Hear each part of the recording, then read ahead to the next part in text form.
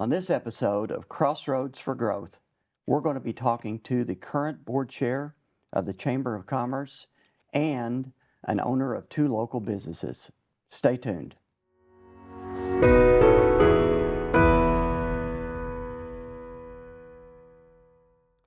Thank you for joining me today on Crossroads for Growth. Today I'm very excited to be talking with our current board chair of the local Chamber of Commerce, as well as an entrepreneur and owner of 2 growth businesses located here in Paducah. Katie Englert is the current chairman of the Chamber of Commerce. She's also, in 2019, she was recognized as Entrepreneur of the Year. And in 2021, she opened Chicken Salad Chick. Welcome, Katie. It's glad to have you here. Thank you for having me. Tell us a little bit about yourself. I don't think you are necessarily a native of Paducah, but you came here, and how did you end up here? So I've been here since 2011 and moved here to be closer to grandparents for my kids. I only had 1 child when we moved here. So relocated here in 2011, and in 2013 opened my first small business.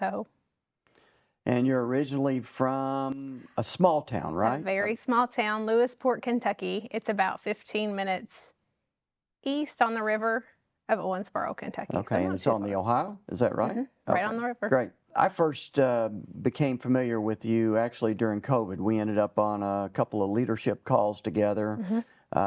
And at the time, I know that that's when I first became aware of Compass Counseling. Yes. So when did you start Compass, and how did all that come about? Yeah, so that in 2020, COVID hit. I opened Compass in 2013. So it's been around for 11 years, a little longer than that.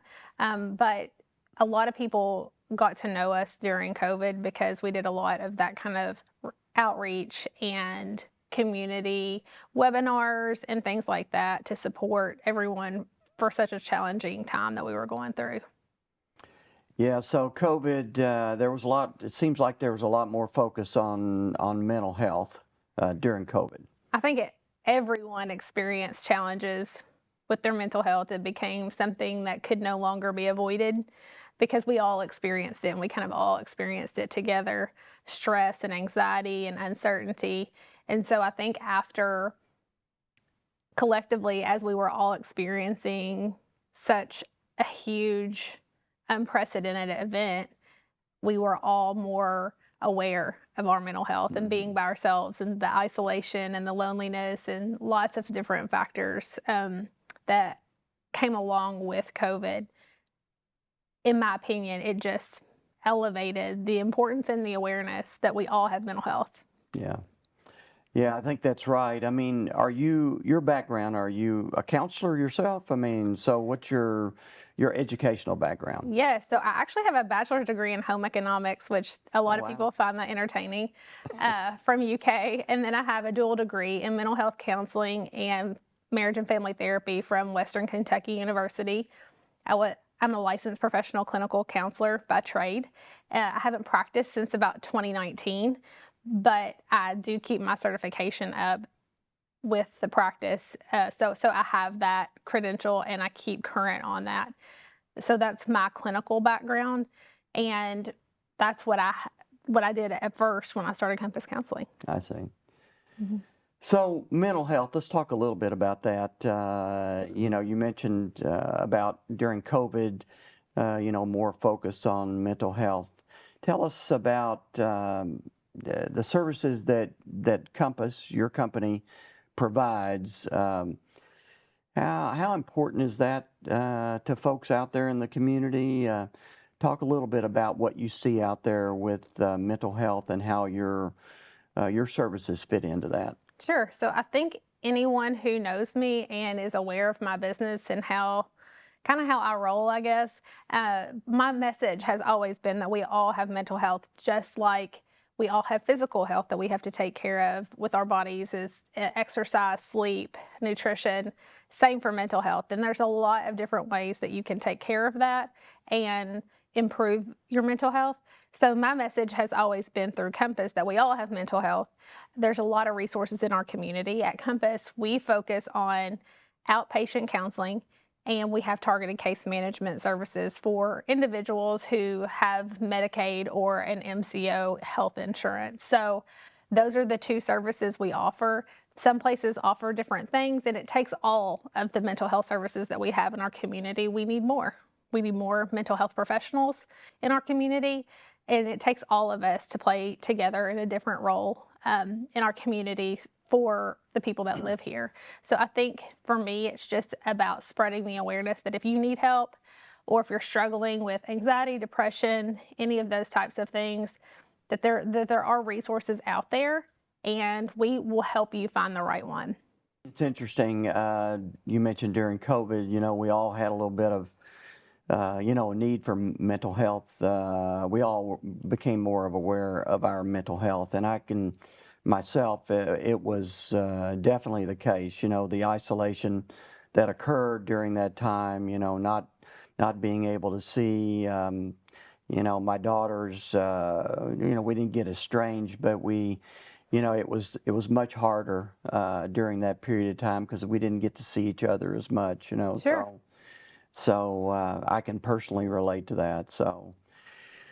So you definitely have had success with Compass Counseling. Congratulations on that. Thank But you. at some point in time, you branched out and you decided to open a franchise. I did. Chicken Salad Chick. Chicken Salad Chick. Which seems fitting. So how did that come about? I mean... So we were looking for a business to start that was family friendly and that we were big fans of, and took our time on what that was going to be. And I was a huge fan of the brand. So when I would travel, my mother used to live south in Nashville. So when we were in Franklin and when we were in Spring Hill and those areas, they had one. And when we would go to the beach, where we go to the beach, they had them there. And I'm gluten-free, so I could eat the flavors, and it was a variety. So it was just a couple different things of just loving the brand first, and then seeing what the possibilities were for our community. There really wasn't anything like it around here. And so it's a family-friendly restaurant too, so that was important to us. We're closed on Sundays. We don't have late nights. We wanted that experience for the people who were on our team as well, because the restaurant industry can be difficult for people who work in them. Yeah, for sure. It's very challenging. And starting a business, I know this myself, there's a lot involved in starting a business. I mean, from banking relationships to planning, it's a myriad of things you have to go through. So as a female, did you sense or experience any additional challenges that you think you might not have experienced as a male? I've never really had that lens or pair of glasses on. I wasn't raised that way. So I'm a third generation entrepreneur. And so I grew up that way.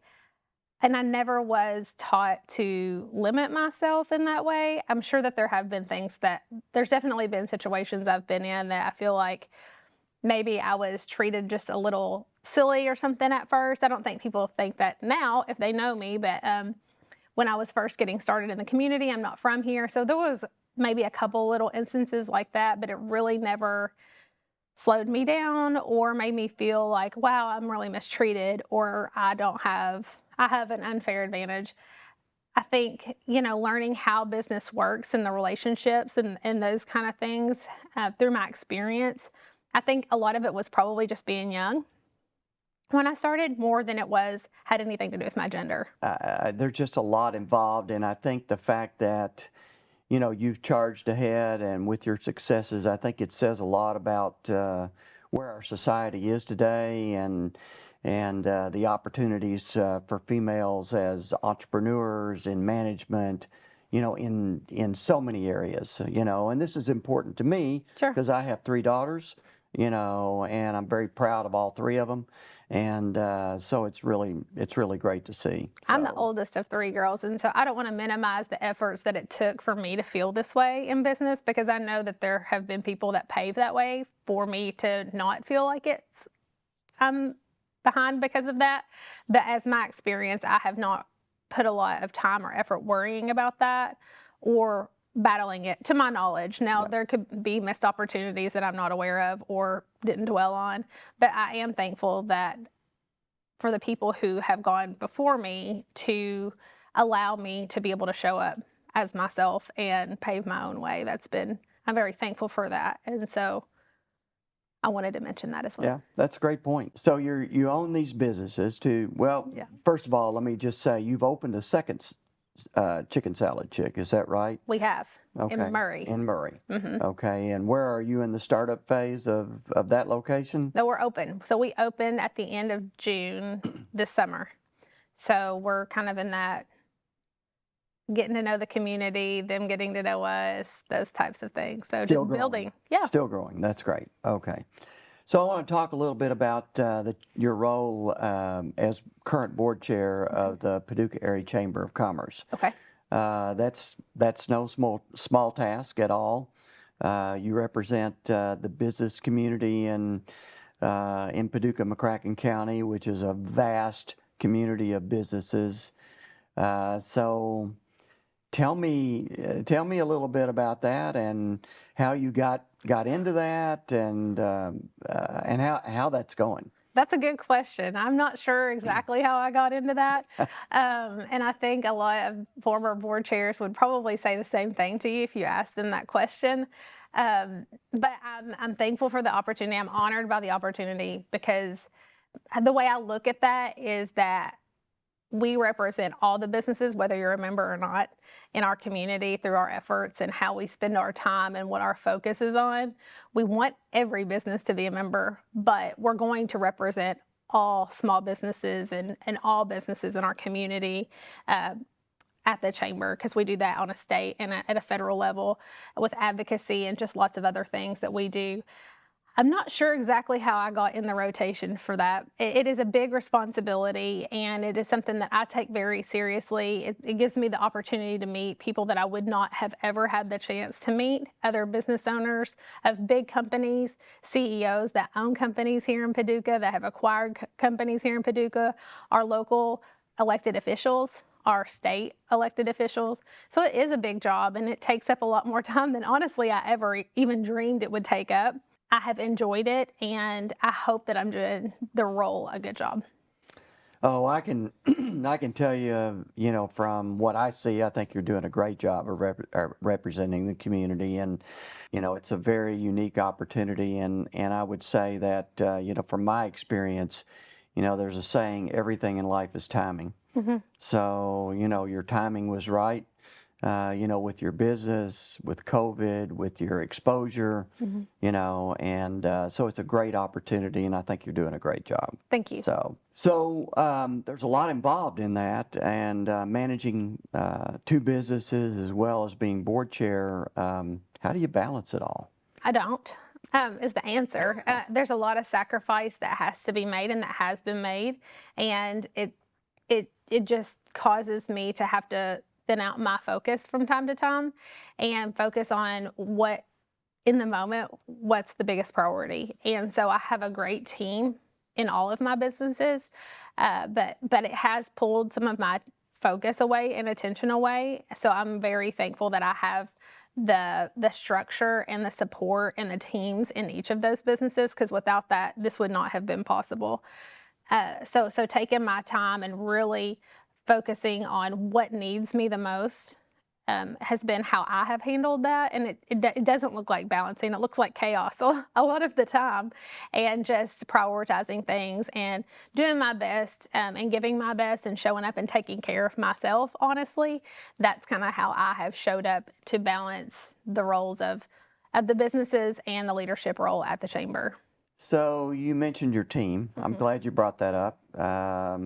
I think, people is what makes a business go. Of course. I mean, there has to be leadership, but you've got a staff and and you've got leaders within that team. So can you talk a little bit about how you've brought people along within your organization, how you've identified people who can help you the most, and how you rely on those folks? I think people out there would like to hear exactly how you've identified people and work with them to help accomplish your goals. Yeah, I've been very blessed and fortunate that I have met people along the way who have really believed in what we were doing, and sharp, very smart, very loyal people on our admin team and on our team as a whole. So I think making sure that the fit is right, and if it's not, letting people that aren't part of the fit move along,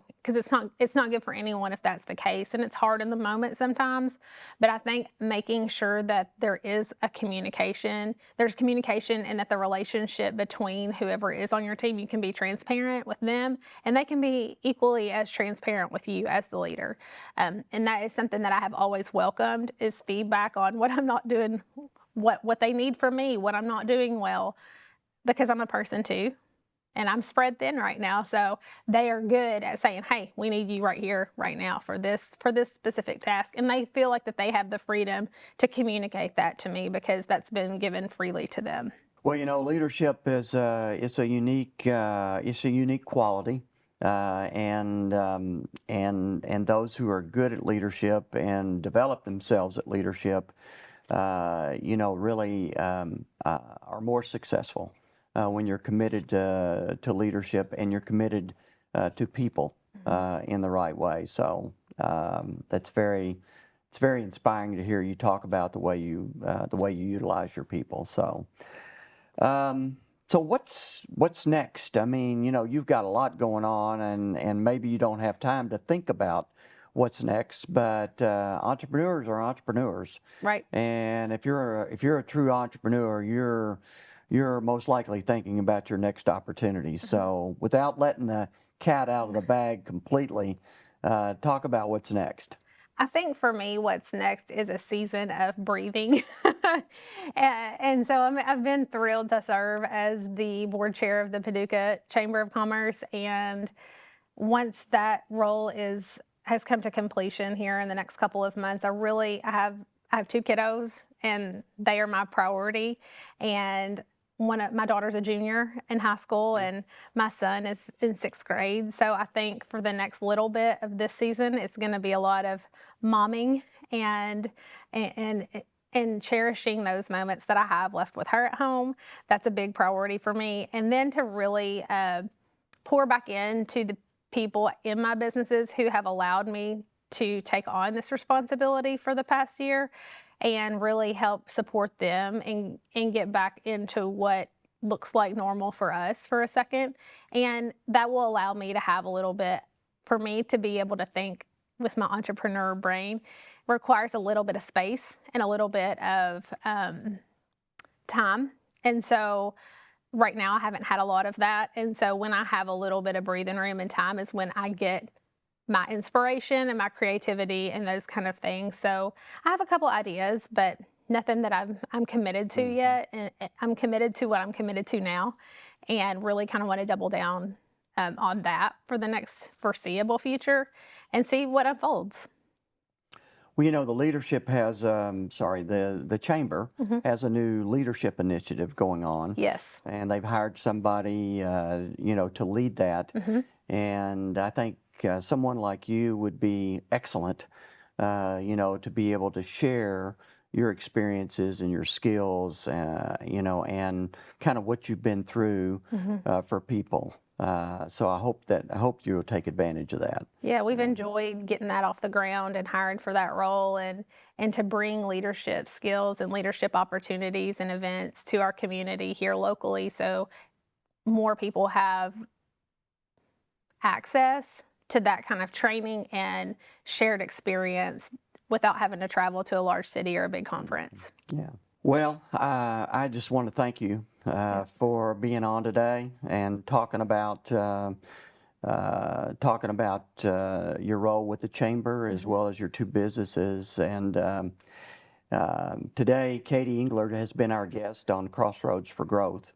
And the reason that she's here is really to showcase some of the great things that are going on in our community and things that are contributing to the growth that's taking place. I thank you for joining me today, and I look forward to seeing everybody on our next episode of Crossroads for Growth.